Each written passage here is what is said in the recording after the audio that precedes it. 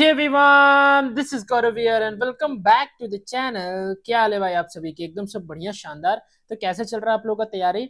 I am very sorry, मैं आप लोगों के लिए कल वीडियो नहीं अपलोड कर सका क्योंकि कुछ टेक्निकल इश्यूज के कारण मेरे वीडियोस जो है वो अपलोड नहीं हो रहे थे यूट्यूब पे। तो really very sorry.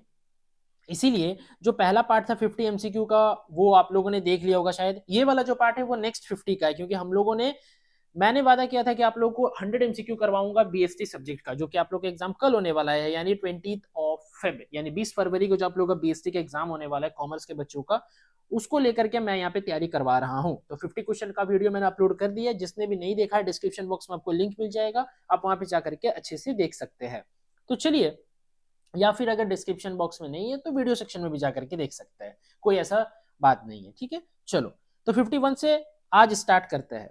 The final appeal against the district forum order can be heard in. जो भी हम लोग अपील करते हैं कंज्यूमर प्रोटेक्शन एक्ट जो 1986 है, उसके तहत हम लोग जो भी हम लोग अपील करते हैं यानी हम लोग अपना प्रॉब्लम को बताते हैं डिस्ट्रिक्ट फोरम में, वो कहाँ पे सुनवाई होता है? वो सुनवाई होता है नेशनल कमीशन में। ठीक है। 52, the cheapest source of finance is, सबसे सस्ता वाला कौन सा फाइनेंस का जो मेरा स्रोत है वो है मेरा डिवेंचर। ठीक है, चलो। 53, fund raised from this source dilute management holding. कौन सा ऐसा सोर्स है, कौन सा ऐसा स्रोत है जिससे कि मैनेजमेंट का जो होल्डिंग होता है, मैनेजमेंट का जो पावर है, प्रबंध है, उसको हम लोग डाइल्यूट कर देते हैं, उसको हम लोग पूरा खत्म कर देते हैं। वो कौन सा है? वो है इक्विटी शेयर। ठीक है। बात करेंगे 54, the decision which maximise share holders wealth. ऐसा कौन सा निर्णय है जो कि शेयर होल्डर का वेल्थ को, जो शेयर होल्डर होता है ना कंपनी में, है ना, शेयर जो शेयर को होल्ड करते हैं उसका वेल्थ को बढ़ा देता है, उसका जो कैपिटल है उसको बढ़ा देता है, वो है ऑल ऑफ द अबव। देखिए, जो बच्चे हिंदी मीडियम से है, ठीक है, मेरा बात को एक ध्यान दीजिएगा, मैं एक एक क्वेश्चन आप लोगों को हिंदी में समझाऊंगा। ठीक है, भले आप लोग को हिंदी टाइपिंग नहीं मिलेगा, बट मैं एक एक क्वेश्चन समझाऊंगा तो आप लोग समझते हुए चले जाना। ठीक है, चलो।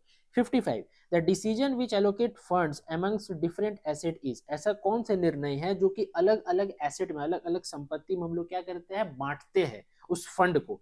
उसको कौन सा हम लोग कहते हैं? उसको हम लोग कहते हैं ऑप्शन नंबर बी, क्या? Investment decision. जो विनियोग होता है ना, ठीक है, वो निवेश जिसको बोलते हैं, इन्वेस्ट करना। 56, capital budgeting techniques are used to. ये जो कैपिटल बजटिंग टेक्निक्स है, जो भी पूंजीगत जो हम लोग का टेक्निक्स होता है, तकनीक होता है, उसको किसके लिए हम लोग इस्तेमाल करते हैं? वो लोग हम लोग इस्तेमाल करते हैं इवेल्युएट इन्वेस्टमेंट प्रपोजल्स। 56 का हो जाएगा ऑप्शन नंबर ए। 57 देखो, a tax deductible expense. Tax deductible expense कौन सा है? टैक्स डिडक्टेबल एक्सपेंस क्या करता है? जो टैक्स है, ऐसा खर्चा जो कि टैक्स को घटाता है, उसको हम लोग कहते हैं कि उसमें क्या होगा? Decreases cost of capital. जो भी कैपिटल का कॉस्ट है, जो लागत है, उसको हम लोग कम कर सकते हैं।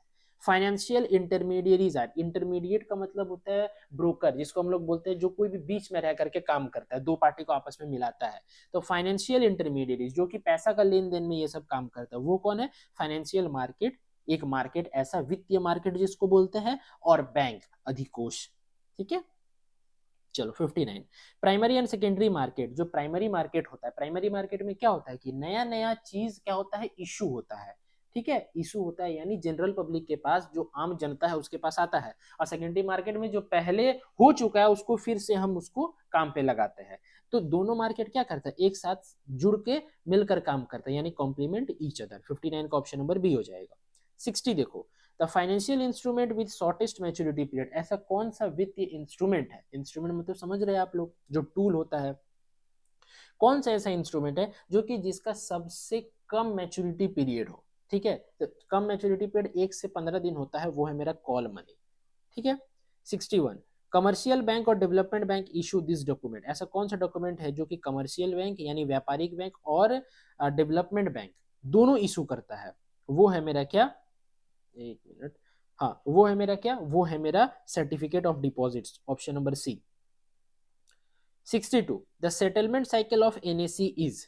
जो सेटलमेंट साइकिल एनएसी का, नेशनल स्टॉक एक्सचेंज, देखो इसमें मेरे को सी भी लग रहा है और डी भी लग रहा है, बट मैं यहाँ तक कंफर्म हूँ कि डी ही होना चाहिए, T+1। बट आप लोग भी एक बार चेक कर लेना और चेक करके मेरे को बताना कमेंट में, ठीक है, कि कितना दूर तक मैं सही हूँ और कितना दूर तक गलत हूँ। बट हमको ऐसा लग रहा है कि डी ऑप्शन सही है। ठीक है, तो इसको जरा चेक कीजिएगा। 63, the number of stock exchange, कितना स्टॉक एक्सचेंज है इंडिया में, तो इंडिया में 23 स्टॉक एक्सचेंज, यानी ऑप्शन नंबर डी 63 का। अच्छा 64, नेशनल स्टॉक एक्सचेंज जो एनएससी है वो इंडिया में कब रजिस्टर हुआ था, रजिस्टर यानी उसका नाम कब स्टॉक एक्सचेंज में चढ़ा था, उसका नाम चढ़ा था अप्रैल 1993 यानी 1993। 64 का ऑप्शन नंबर हो जाएगा बी। ठीक है।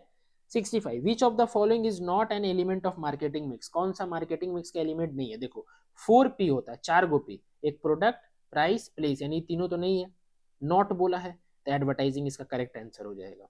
66 देखो, the marketing concept evolved as a result of self regulation of social responsibility by business organisation is called social marketing concept.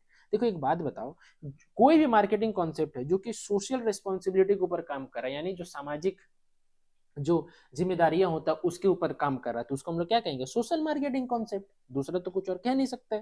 ठीक है।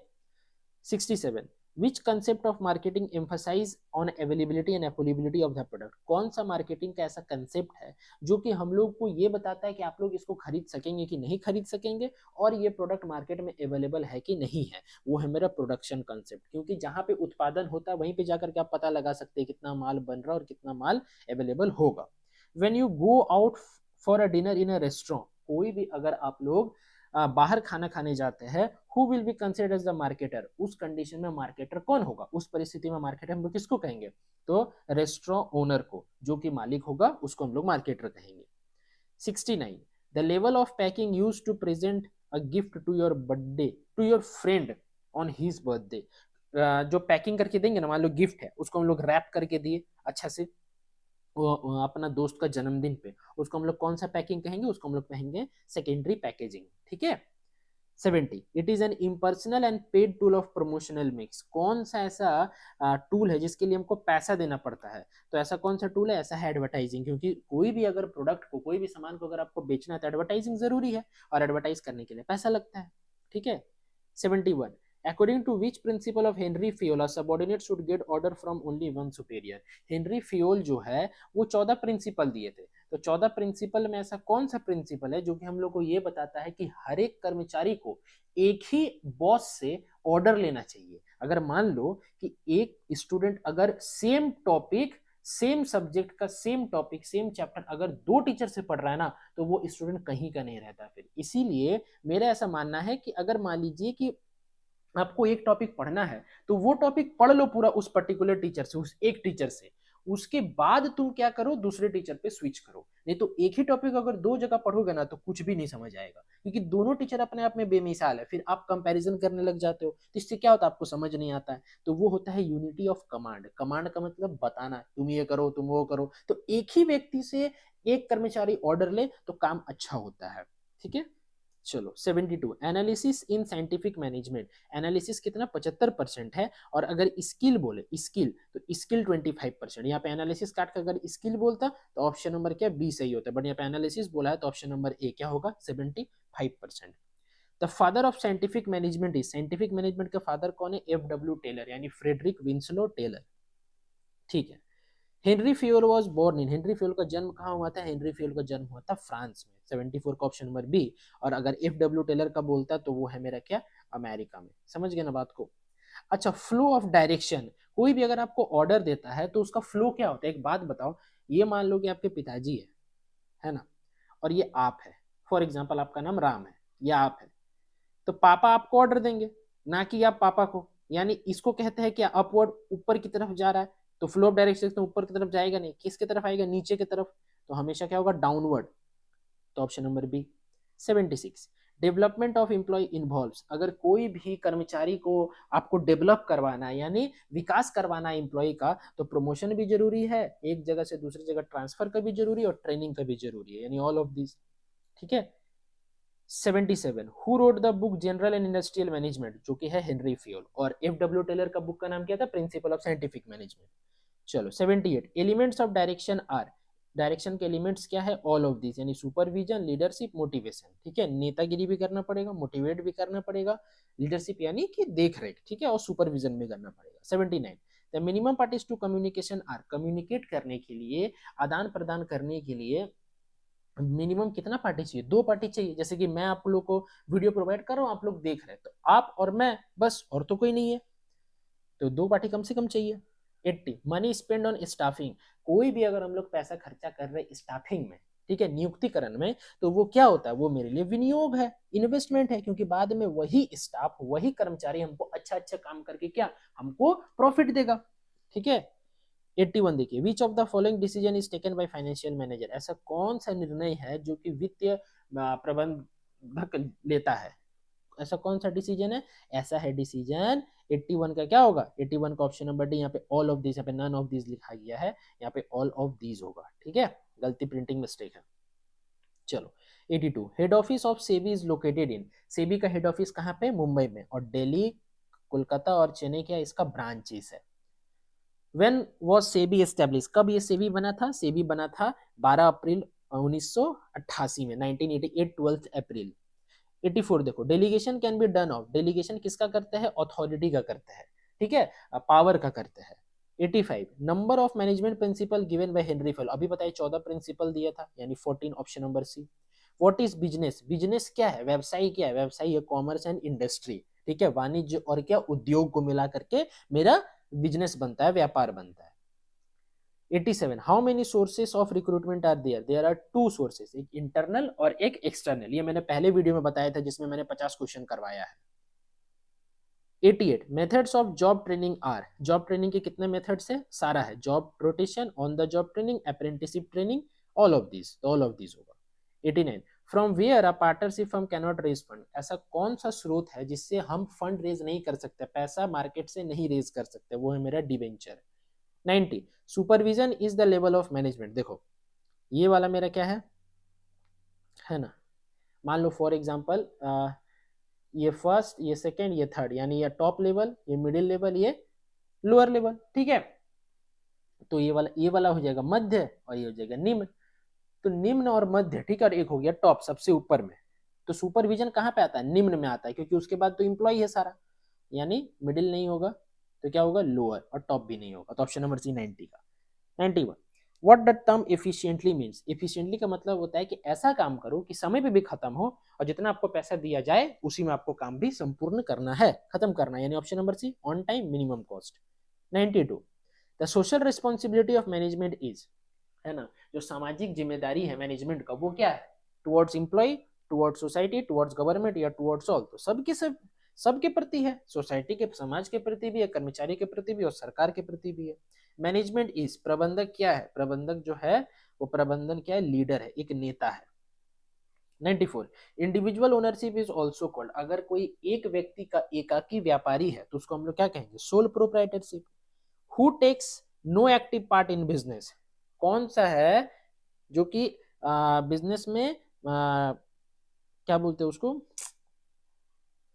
एक्टिवली काम नहीं कर सकता है, उसको हम लोग कहते हैं डोरमेंट पार्टनर, डोरमेंट पार्टनर, ठीक है। चलो 96 maximum number of partner is allowed in banking business, maximum number of partner is allowed in banking business, कितना पार्टनर अलाउड होता है बैंकिंग बिजनेस में, मैक्सिमम तो 50। 97 देखो, in which form the agreement is oral और रिटन, कौन सा में फॉर्म ओरल भी होता है और रिटन भी होता है, किसमें होता है, तो वो मेरा होता है किसमें, पार्टनरशिप बिजनेस में, ठीक है। 98 who is the servant of the firm with a share in the profit, servant कौन है, मैनेजर, ठीक है, और ओनर है शेयर होल्डर। अच्छा, which contain the rules regarding the activities of company, तो वो है मेमोरेंडम ऑफ एसोसिएशन। 99 का हो जाएगा ऑप्शन नंबर ए। तो 100 देखो, on director recommendation which capital is distributed is dividend, तो वो है मेरा क्या, प्रीफरेंस कैपिटल, समझ गए, तो ऑप्शन नंबर बी हो जाएगा। आई होप आप लोगों को वीडियो पसंद आया होगा, वीडियो पसंद आया तो वीडियो को लाइक कीजिएगा, चैनल में नहीं हो तो प्लीज चैनल को सब्सक्राइब कर देना और बेल आइकन को प्रेस कर देना, ताकि सारा वीडियो का नोटिफिकेशन आप तक पहुंच सके। और आप लोग को एटीपी का भी तैयारी इसी चैनल में करवाया जाएगा, तो बेफिक्र रहिए, 23 फेब को जो आप लोग का एग्जाम होने वाला है एटीपी का, उसके लिए भी। तो चलिए मिलते हैं नेक्स्ट वीडियो में, till then bye bye, wish you all the very best, keep growing and keep learning.